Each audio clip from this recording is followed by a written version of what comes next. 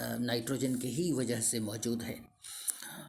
इसका formation possible हो पाता है। प्रोटीन, एमिनो एसिड जैसे important constituents, large number of vitamins, hormones, either plant hormone और एनिमल हार्मोन, इन सबों में नाइट्रोजन का प्रेजेंस बहुत ही ज़रूरी है और इसलिए नाइट्रोजन का इतना हाई परसेंटेज है। यह नाइट्रोजन जो एटमॉस्फेयर में मौजूद है, यह इलेक्ट्रोकेमिकल फिक्सेशन के सहारे जो लाइटनिंग का प्रोसेस होता है, यह डायरेक्टली नाइट्रेट में कन्वर्ट करता है।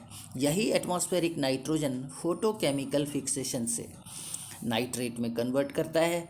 यही एटमॉस्फेरिक नाइट्रोजन इंडस्ट्रीज़ में अमोनिया का फॉर्मेशन करता है और अमोनिया जो है वह फाइनली नाइट्रेट में कन्वर्ट होता है और नाइट्रेट में कन्वर्ट होने के बाद प्लांट्स इसको एब्जॉर्ब करता है।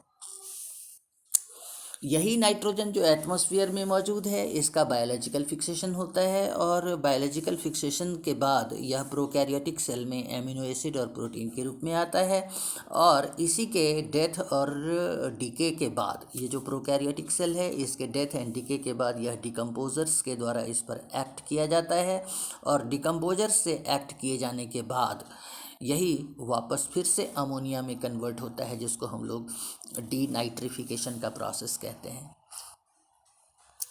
प्रोकैरियोटिक सेल जो है यह सिम्बायोसिस का एक रिलेशनशिप इस्टेब्लिश करता है और सिम्बायोटिक रिलेशनशिप इस्टेब्लिश करके यह प्लांट में प्रोटीन को तैयार करता है।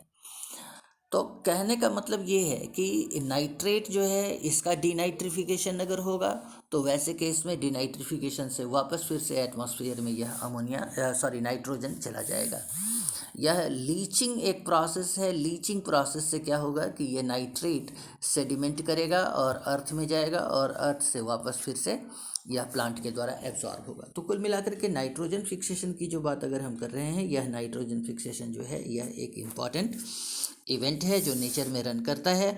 और इस वीडियो में अगर नाइट्रोजन फिक्सेशन से रिलेटेड किसी तरह का और कोई क्वेरी हो आपका, तो आप मुझे कॉल कर सकते हैं या फिर ऑनलाइन क्लासेस में आपका सवाल आ सकता है। That's all in this video. Thank you.